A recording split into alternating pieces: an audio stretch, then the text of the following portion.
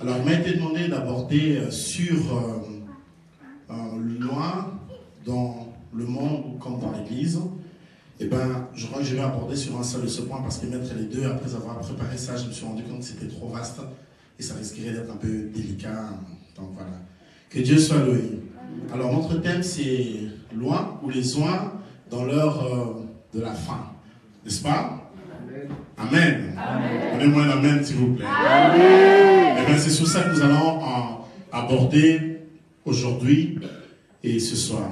En fait, nous sommes vraiment dans le temps de la fin. Hier, Dr Abraham avait déjà assez brossé sur ça. Et les temps dans lesquels nous sommes en train de vivre, c'est un temps qui est délicat, qui est difficile. Et je crois que l'Église de notre temps, de notre génération, a des défis que Paul n'a pas connus ni les disciples au 1er siècle. Alléluia. Amen. Il y a tant de défis que nous devons relever. Cependant, nous avons besoin d'une église qui est ointe, des enfants de Dieu qui ont l'onction pour donner des réponses ou apporter des questions à des problèmes d'aujourd'hui. Et vous savez, par exemple, en rapport avec l'éthique, les problèmes éthiques d'aujourd'hui, ce sont des problèmes du temps de la fin, c'est tellement délicat. Il n'y a pas plus tard qu'une semaine, j'étais à la télé en train de suivre sur TV5, si je bonne mémoire, on montrait les banques des spermes. Comment est-ce qu'il y a une choisir le genre d'enfant qu'elle voulait avoir. Donc, s'il veut être caucasien, s'il va avoir les yeux bleus, s'il doit être... Voilà. Donc, en fonction des spermes qu'il devait choisir, l'homme devait avoir... Le monsieur qui a donné les spermes devait avoir... Je n'êtes pas choqué que je parle de sperme, en tout cas, j'espère. Alléluia. Voilà. Donc, le monsieur doit avoir 1m87, 1m90, voilà. C'était un peu de choix, couleur de peau, etc. Donc, c'est comme si une personne choisissait son homme, en réalité. Donc, voilà. Tout ça, l'Église d'aujourd'hui a tant de défis, tant de questions, et il faut être loin pour apporter une solution Amen. À ce genre de situation. Amen. Alléluia. Amen. Parce que Paul n'a pas connu notre époque. Ce sont des situations très... Une fois à l'Église à Kinshasa, j'ai fait une conférence sur le clonage. L'Église face au clonage. Que faire en face des enfants clonés? Si on arrive à cloner des enfants demain, on fait comment? C'était une belle conférence, on avait des scientifiques, on avait des psychologues de l'enfant, des sociologues. C'était en tout cas un mélange aussi, un prophète pour donner l'approche un peu prophétique du temps de la fin. Bien aimé, quelqu'un a dit que Satan passait sa journée en Europe et qu'il dormait le soir aux États-Unis, à Los Angeles. Donc, vous qui vivez, les gens qui vivent en Europe doivent être très prudents par rapport à cette situation. Alléluia. Amen. Et donc, nous sommes vraiment au temps de la fin. Maintenant, toi, en tant que chrétien, en tant que roi, comment vas-tu relever ces défis? Comment vas-tu vivre? Etc. Donc, voilà, il y a tout ça dont nous allons essayer d'aborder aujourd'hui, et cela dans la grâce de Dieu et au nom de Jésus de Nazareth. J'aimerais d'emblée vous apporter mon texte de Jean, chapitre 14. Je vais lire de 8e jusqu'au 14e. Jean 14. 8e au 14e verset. Je vais lire au nom puissant de Jésus. Amen. Je vous prie de vous lever pour honorer celui qui a inspiré l'Écriture. Je lis au nom de Jésus. Il dit: et quand il sera venu, il convaincra le monde en ce qui concerne le péché, la justice et le jugement. En ce qui concerne le péché, parce qu'il ne croit pas en moi, dit Jésus. La justice, parce que je vais au Père et que vous ne me verrez plus. Le jugement, parce que le prince de ce monde est jugé.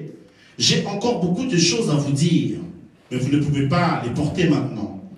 Quand le consolateur sera venu, l'esprit de vérité, il vous conduira dans toute la vérité, car il ne parlera pas de lui-même, mais il dira tout ce qu'il aura entendu, et il vous annoncera les choses à venir.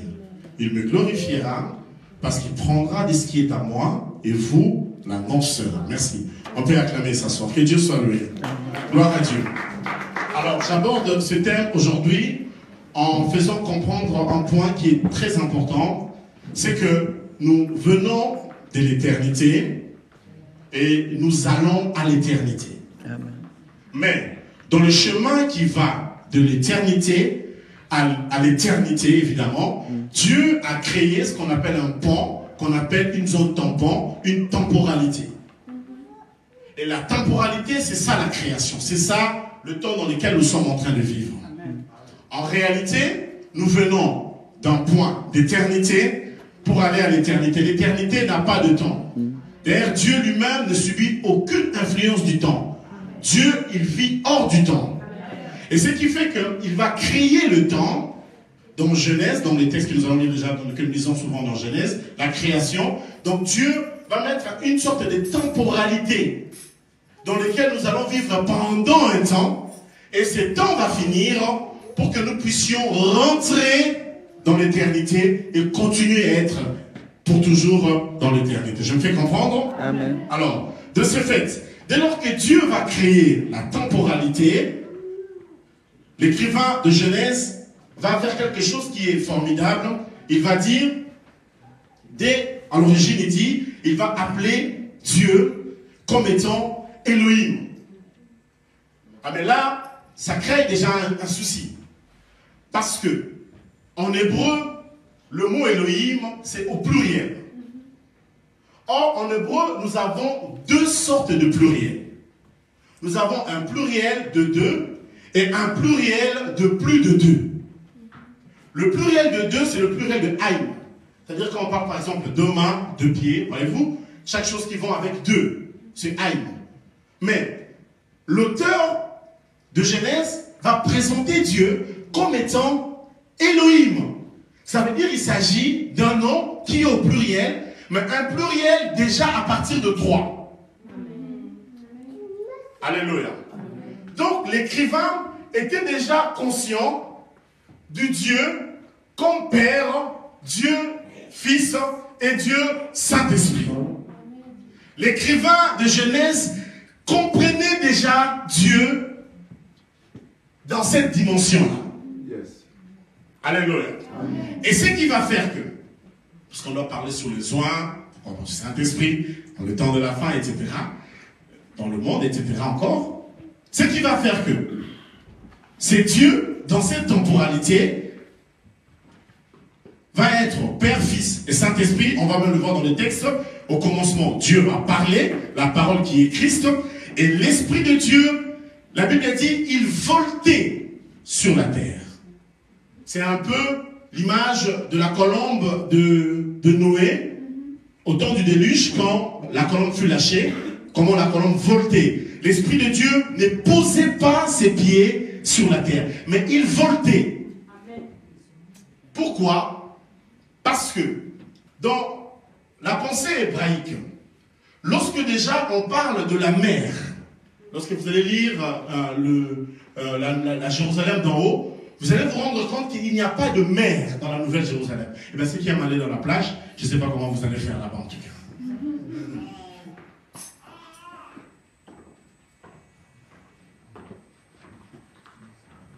Je ne comprends pas. Ah, ok. D'accord. Alléluia. Merci. Donc, la mer va être déjà le symbole de la mort, le symbole de tout ce qui est être péché. Et l'Esprit de Dieu ne pouvait pas entrer en contact avec tout ce qui est mal, avec tout ce qui est péché. Et il voltait sur la terre, sur la mer, etc. Alléluia.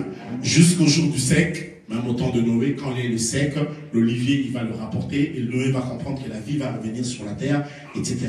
Et tout. Alors, j'aimerais faire voir une chose. Le Dieu d'Israël, le Saint d'Israël, Dieu est un Dieu saint. Et depuis l'ancienne économie qui est l'Ancien Testament, Dieu cherchait une chose, là où il va venir reposer. Amen. Et il a cherché à maintes reprises. Il a voulu venir reposer au milieu des hommes. Amen. Mais ne pouvons pas reposer là où il y avait le mal, là où il y avait le péché. Qu'est-ce qu'il a fait? Il va se faire le sanctuaire, qu'on va voir le tabernacle, etc. Dans l'ancienne économie, évidemment. Du moins, ça va être un endroit où le Dieu peut venir habiter, reposer, rester avec les hommes. Parce que c'est un Dieu saint. On ne peut pas séparer loin de la sainteté. Amen. Ça doit marcher ensemble. Amen. Alléluia. Amen. De ce fait, le tabernacle comme le temple va être pillé, avec le désordre qui va être fait, ça ne va jamais suffire pour répondre aux besoins que Dieu voulait pour venir habiter, rester et demeurer au milieu des hommes. De ce fait, l'évangile de Jean va nous proposer celui qu'on appelle Jésus comme étant cette fois-là la parole tabernaclée. Donc, le second temple, le nouveau temple, ou le temple du Saint-Esprit, là où l'Esprit de Dieu devait venir reposer, devrait être maintenant de ce fait Jésus, qui est la parole de Dieu, qui devient le temple, et même Jean va le dire, le jour du baptême et tout ça, mon affection, on va voir l'Esprit de Dieu sous forme d'une colombe venir faire quoi? Reposer sur Jésus. Il devient le temple du Saint-Esprit, il devient le dépositaire de l'Esprit de Dieu. Et là, Dieu repose sur lui. Dieu habite avec lui. Dieu travaille et l'Esprit de Dieu est avec lui, marche avec lui. Alléluia. Et souvent, il y a une grande question où l'on se pose souvent la question, si lorsque Jésus était sur terre, est-ce que tous les miracles qu'il a fait sur terre, il a fait en tant que Dieu ou il a fait par l'Esprit de Dieu? Qui peut me donner un peu la réponse? Vous pensez quoi? Il est fait en tant que Dieu ou par l'Esprit de Dieu? Il est fait par l'Esprit de Dieu. Quand il pardonne le péché du paralytique, il est fait comment? C'est Dieu qui pardonne ou bien c'est l'homme Jésus qui pardonne?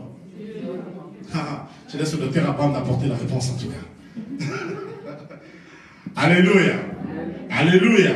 Je crois vraiment là que nous, comme le docteur a dit, Jésus qui s'est totalement dépouillé pour devenir homme et vivre au milieu de nous comme homme, etc. Comme cela nous a été parlé un tout petit peu hier. Alléluia. De quoi je suis en train de parler ici? Je vais voir comment est-ce qu'il fallait un milieu saint, inter-saint, pour que l'Esprit de Dieu vienne habiter et résider au milieu des hommes. Sans cela, ça ne pouvait pas être possible.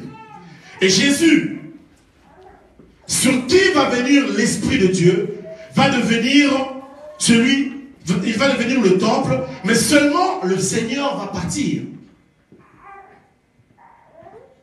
Mais quand il va devoir partir, qu'est-ce qui va être fait après? Alléluia. Dans la procession, nous disons toujours que l'Esprit de Dieu, le Saint-Esprit, procède du Père et du Fils. De ce fait, si Jésus part et que nous acceptons Jésus, en aucune manière, Dieu ne pouvait d'abord mettre son esprit sur une personne qui n'a pas été purifiée. Ça ne pouvait pas se faire. Ça ne marche pas. Il fallait qu'il y ait une conversion, il fallait qu'il y ait une repentance, il fallait que la personne puisse reconnaître Jésus pour qu'il reçoive la justification de par le Christ, et de ce fait, l'Esprit de Dieu pouvait venir habiter en lui. Mais là, nous parlons sur l'Esprit de Dieu. Et là, je commence à entrer dans mon message. Nous parlons sur l'Esprit de Dieu. Nous l'avons dit au départ en Genèse, c'est lui qui énergise la parole. Dieu parle et l'Esprit énergise la parole. Alléluia. Maintenant, lorsque nous devenons enfants de Dieu, cela veut dire que nous recevons l'Esprit de Christ. Nous avons reçu en nous l'Esprit qui était sur Jésus. Et Jésus l'a légué à son corps, comme on vient de le dire tout à l'heure, à nous comme nous sommes. Nous avons reçu de l'Esprit de Dieu. Nous avons reçu l'onction du Saint-Esprit qui est la puissance que l'Esprit nous confère, ou les capacités que l'Esprit nous confère. Nous avons reçu l'Esprit de Jésus. Alors, la grande question, elle est, comment expliquer, avec l'Esprit d'un si grand Dieu, nous avons à nos jours des chrétiens qui sont si médiocres? Comment cela est possible? Ça ne pouvait pas se faire. C'est infaisable. C'est insalamable que de recevoir l'Esprit de Christ. L'Esprit qui a fait que Jésus soit Jésus. L'Esprit qui a donné le succès à Jésus dans chaque chose qu'il faisait. L'Esprit qui a fait qualifier Jésus au milieu de tous les hommes. Nous avons reçu le même Esprit en nous. Comment expliquer que nous ne soyons pas meilleurs que les autres personnes? Alléluia. Amen. Alléluia. Amen. Il doit y avoir beaucoup des informations que nous n'avons peut-être pas sur le Saint-Esprit, ni sur l'onction. Ce qui fait que nous avons cru peut-être que quand on a reçu l'Esprit de Dieu, on a trop spiritualisé peut-être les choses. Ou on a négligé certains aspects. Pourquoi tant d'échecs? Pourquoi une vie sans succès? Je ne parle pas dans le succès seulement de domaine matériel, mais je parle même dans la qualité de la vie. Il y a des vies chrétiennes dans lesquelles quand tu es, ça ne t'inspire même pas à aimer Dieu, à connaître Christ quand tu vis. Comment expliquer que nous avons reçu l'esprit d'un si grand Dieu sans être efficace? Alléluia. Avant que je n'aborde cela, j'aimerais d'abord que nous puissions redéfinir Jésus. C'est vrai que dans l'évangile post-missionnaire des premiers disciples, nous avons vu Jésus que comme notre sauveur. Il nous a sauvés du péché et c'est bien vrai. Alors à Dieu, j'ai dit cela, amen. Mais j'aimerais bien redéfinir Jésus et le présenter autrement et entrer dans le fond de la pensée que j'aimerais partager avec vous ce soir. Dans ma redéfinition de Christ, l'apôtre Jean va présenter Jésus comme étant le Logos. Tu peux dire avec moi le Logos. Le Logos. Le Logos, discours, mots, etc. C'est la parole, évidemment, mais ce n'est pas la parole qui est parlée. Pourquoi tu es venu? Je t'ai appelé. Tu m'as entendu t'appeler. Voilà. Alléluia. Amen. Merci. Tu peux rentrer à ta place. Amen. Je voulais faire comprendre une chose, c'est que c'est le Logos. Le Logos n'est pas la parole qui est parlée, mais c'est la parole qui est raisonnée. Alléluia. Le serviteur de Dieu a dit que je lui ai appelé. En plus, il m'a dit, parce que tu m'as appelé. Mais vous tous êtes conscients que je ne l'ai pas appelé. Alléluia. En fait, dans la parole, il n'y a pas que les mots.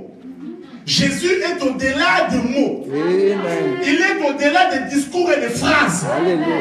Alléluia. Amen. Et il est tellement au-delà que si nous arrivons à comprendre qui est Jésus, nous allons comprendre la nature de l'onction que Dieu nous a donnée pour être des réponses dans cette société du temps de la fin. Alléluia. Amen. Et souvent, j'étais dans un débat avec les branhamistes qui prennent Jésus comme étant la parole parlée. Je les ai dit, bon d'accord, s'il est la parole parlée, alors quand Dieu n'a pas encore dit, c'est que Jésus n'existe pas. Parce que pour qu'il existe, il faut que Dieu parle. Maintenant, quand il n'a pas dit, il dit non, il ne peut pas être la parole parlée. Le fait de dire que la parole parlée, ça sous-entend que Jésus devient une créature. On le crée alors. Or, Jésus n'est pas une créature. L'apôtre Paul dit il est l'intelligence de Dieu, il est la sagesse de Dieu. Donc, Dieu ne peut pas créer son intelligence. Ça risquerait de dire qu'avant que Jésus ne soit, Dieu n'a pas été intelligent. Vous comprenez ce que ça veut dire? Vous me suivez? De ce fait, je répète, le fait que Jésus ne soit pas seulement la parole qui est dite, il est toute la parole qui est raisonnée. Ça veut dire c'est lui l'intelligence de Dieu. C'est par lui que Dieu va penser le monde, qu'il va réfléchir le monde. C'est donc Dieu va voir le monde par lui. Et après avoir vu le monde par lui, Dieu va parler. Voilà pourquoi Jean dit c'est pour lui, c'est par lui qu'ont été créées toutes choses. Et rien de ce qui n'existe sans lui. Alléluia. Voilà pourquoi quand Dieu a calculé comment il devait bénir ta vie, il a dit la seule manière dont je vais commencer à bénir sa vie, je prends mon Jésus. Ma parole, ma pensée, ma manière de raisonner, je le mets dans cette vie-ci. Et si tu es enfant de Dieu, c'est-à-dire que tu as reçu la manière de penser de Dieu. La manière dont Dieu réfléchit, la manière dont Dieu pense, la manière dont Dieu raisonne.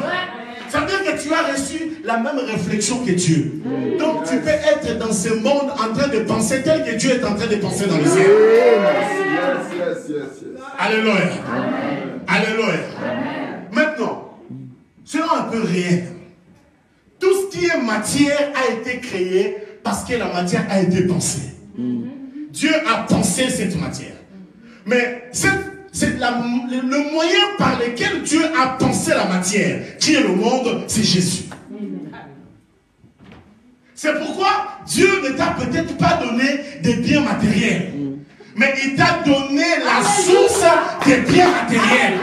Il t'a donné ce qui engendre le matériel. Et il t'a donné Jésus. En te donnant Jésus, Dieu t'a tout donné. Tout. Aide-moi dire à deux personnes, tu as tout, tu as tout. Ça, la news. Amen. Tu as tout. C'est pourquoi c'est ton Dieu des fois quand tu as des soucis, parce que tu n'as pas ceci. Dieu s'est donné, mais toi, je t'ai tout donné. Je t'ai donné ma pensée, ma manière de réfléchir. Je l'ai mise en toi. Pour que tu arrives à voir les choses comme moi. Que tu arrives à penser comme moi. En fait, tu deviendras la centrale par laquelle moi, Dieu, je viendrai pour créer s'il faut que je crée encore. Amen.